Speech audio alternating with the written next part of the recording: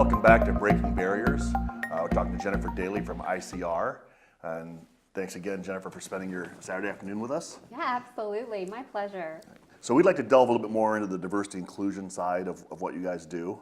Talk to us about a little bit more about some more of those initiatives and some of the issues you're having trying to combat some of those initiatives as well, some of the negatives of those initiatives that are hard to get through. Yeah. Diversity and inclusion is such a big space. And, we talked a little bit about the coalition that we've worked on growing based on the Employee Resource Group Consortium was what it was called for so long. So one of the things that we really wanted to do was to kind of open that group up and really invite everybody who was interested in this topic to be at the table. I mean, talking about diversity and inclusion, we can, start by making sure we're being really inclusive and we're, inviting people to be part of the conversation. But we also want to make sure we're not just talking and that we're taking action. So the group, the coalition, they chose to break up into 3 action committees. And each one has chosen an area of focus. So we have one group that they are focused on how do we help employers learn best practices in diversity and inclusion within their organizations. And so that group is working on a variety of things. They are working with the Gazette on Iowa Ideas. There's a diversity track that's a big conference held in the fall in Cedar Rapids, and there's going to be an entire diversity and inclusion track with speakers and panels.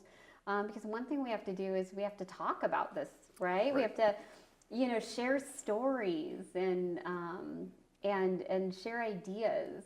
And so we're really excited to work with the Gazette on that. They're also going to be looking at doing some webinars and some other training opportunities for employers. And they'd like to develop a toolkit that's online on our Inclusive ICR website too, a toolkit for employers who are in this space and they're looking for resources and they're wanting some help and assistance of how do I do the right things, my place of work, how do I do this stuff. So that group is really working on that, and I think we'll see, obviously we're going to have the conference happening this fall.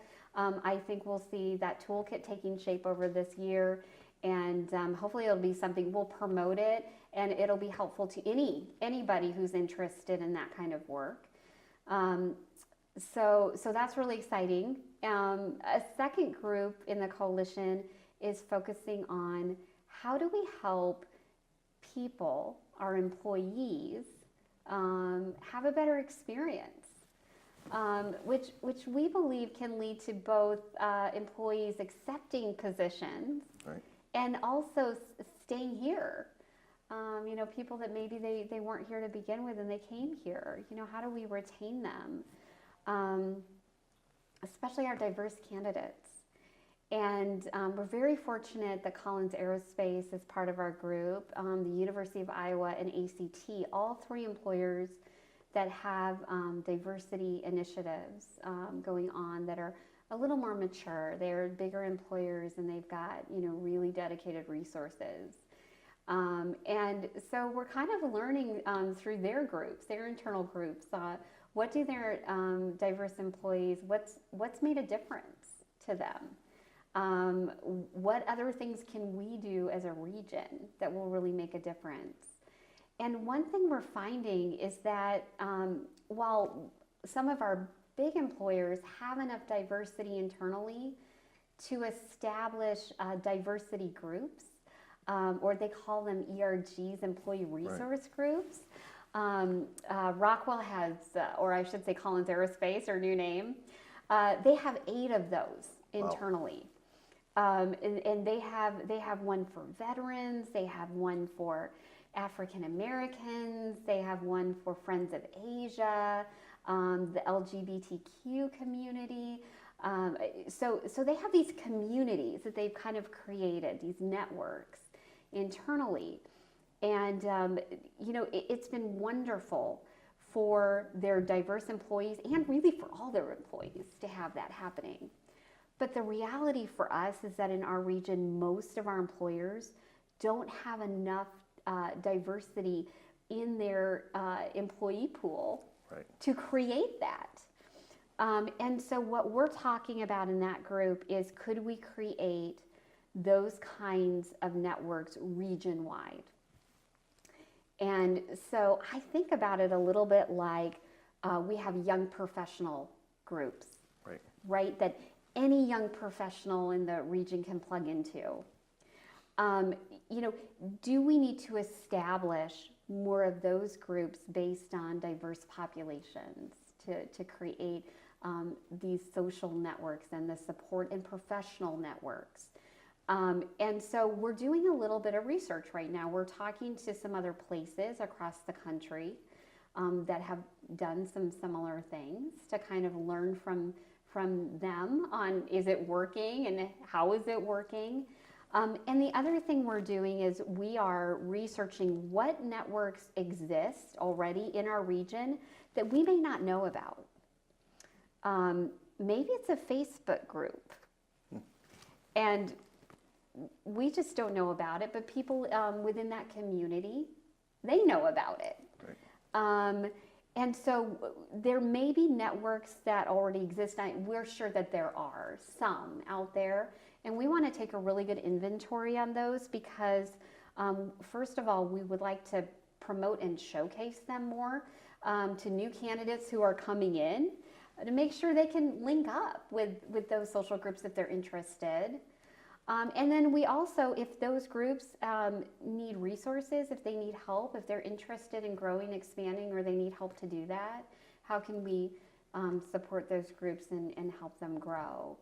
So, so the group that's focused on an employee experience is that's kind of an arena they're working on right now. Okay. And then our final group is they're working on students. So one of the ways we feel like we can grow diversity in our workforce is if we can have more diversity in our internship pool, both at the high school level and at the college level. And unfortunately, we don't have as diverse a population of interns as we should. And that can be for a lot of different reasons. Sometimes there's an equity issue with internships. We find that at the high school level, if a student doesn't have transportation to get to an internship or a job shadow, if that experience doesn't pay anything and they need to work. So we have some barriers to that for some of our more diverse candidates that we'd like to figure out how to break down those barriers so that we're truly reaching out to across all of our high school students and helping them overcome those barriers in partnership with groups like Workplace Learning Connection and like IJAG, who are already doing an amazing job in this space. But how can we support that work and them? And then colleges is the other place. And it's been interesting, some of the conversations we're having and some of the things we're finding out. Our employers typically work with the career centers at our colleges to connect with interns.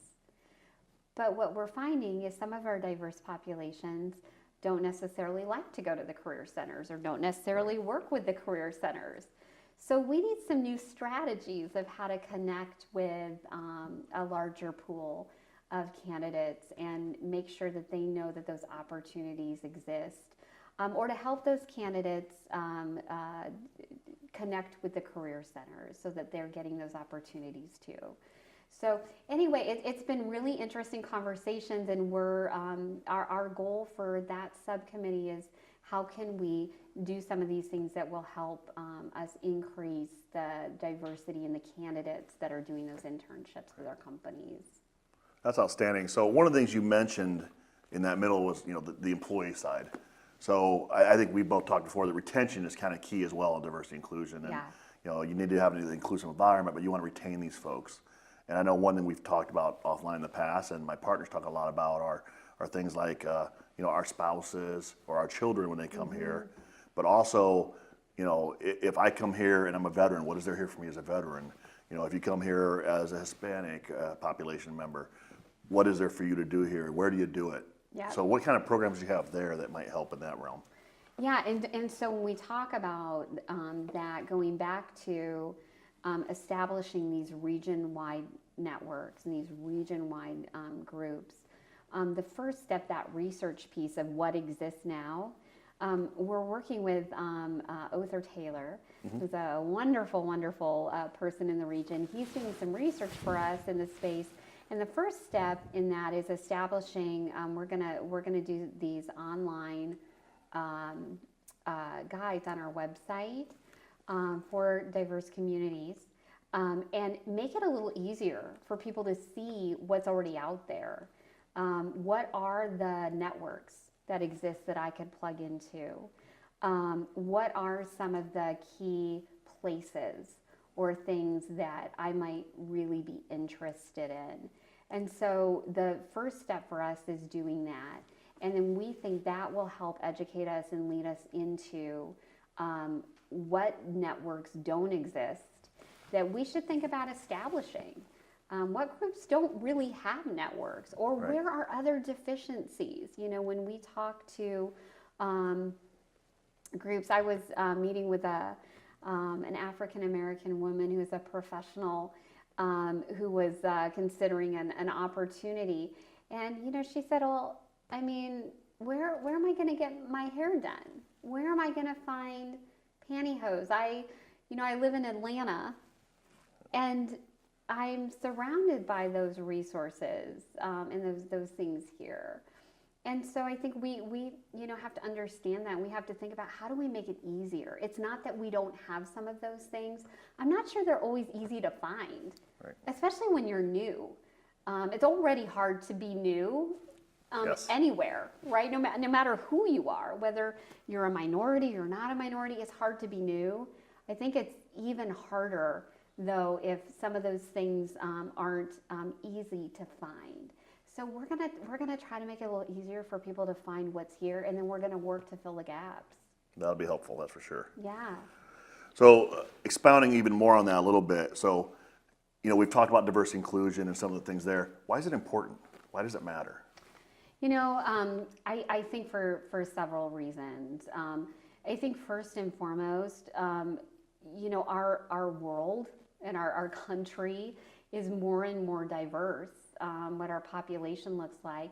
And our companies cannot do a good job of representing a group of their clients, creating products, services, if their own makeup internally does not reflect their client base. And they know that. That diversity is critical for them to understand who they're serving with their services or products. And so that diversity is absolutely critical to a company in terms of creating their strategies, creating the things that they do, and making sure they understand the populations that they're serving.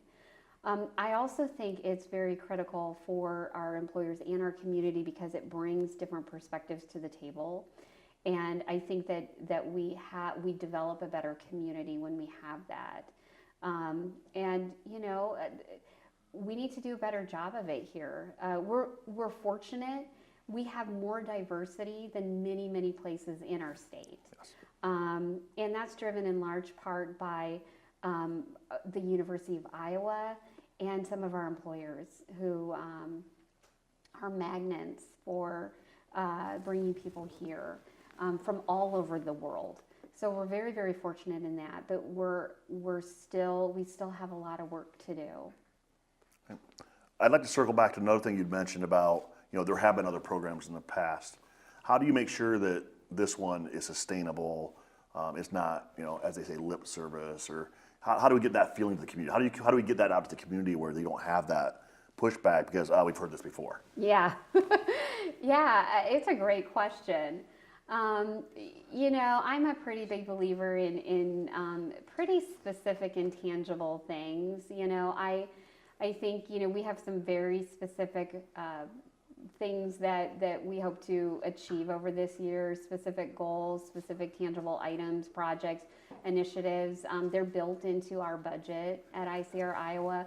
We have staffing, and support dedicated to it. I think that, the proof will be in having those things happen and having them make a difference. And hopefully we'll do this one piece at a time, and it will begin to make a difference for communities and employers. And we'll build on those small wins and those small successes. But this is definitely not a sprint. I mean, this is a marathon. Right. And so one of the things too is we have to be willing, I think, as a region to not give up when it gets tough, or not kind of divert our efforts in other ways, but to stick with it, for the long road. And of course, just like everything else, inclusive ICR is not the only group by far in this space, and we're so glad that that's true. I mean, we've got partners who are, the United Ways has a BOLD program, and they're really focused through that program on getting more diverse candidates onto boards of directors. Yes. and leadership positions. So important. We've got partners in Cedar Rapids and Kirkwood and Iowa Workforce Development and the United Ways working together on the New Opportunities Center, its neighborhood project that's really focused on helping some of our opportunity populations, which includes a lot of minorities, really get access to great new opportunities and career pathways. I mean, we've got welcoming cities, which both our Johnson County and Iowa City folks are a part of. This is a big national entity that communities and cities can join. Cedar Rapids, the city of Cedar Rapids is a part of it, and they're working on efforts that are specifically targeted to supporting the immigrant population. Yes. So we're so fortunate that all of these things are happening, at the same time, and they're all important. There's no silver bullet. It just takes a lot of work over a long period of time, I think, to make a difference. All right, last question. If you had to say the top 3 things, you're talking to underrepresented employees out there. Okay. Ethnic minorities, veterans, disabled folks, females in some cases males, depending on what industry you're in. Different orientations out there. What are the top 3 selling points to come to this area, to work here and to live here? Top 3. Yeah. So hard. I'm not sure that it's different than anybody I would talk to about living here. I love the quality of place here. I love that you can be engaged in your children's education. You can go to their soccer games and their events and still, work full time.